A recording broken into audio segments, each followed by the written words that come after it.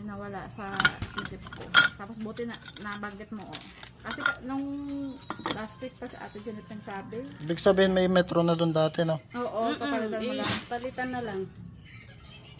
Load side. Wala man akong kilala na ano. Si Kuya Chris kasi, Mamayang hapon pa daw. may hapon pa. Wala, sige. Kaya, may ulam ka dito?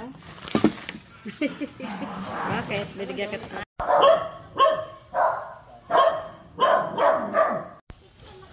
Papalitan natin tong Rose G kay magana.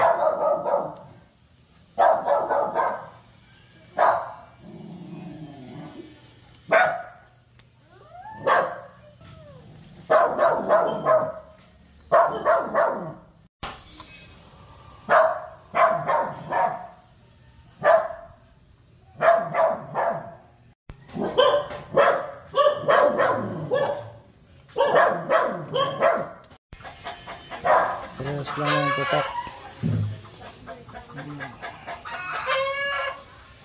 Lipat na natin. Okay na. Tapos na natin ikabit yung meter base. Ayan, oh, meron nalagay na ano, dilaw.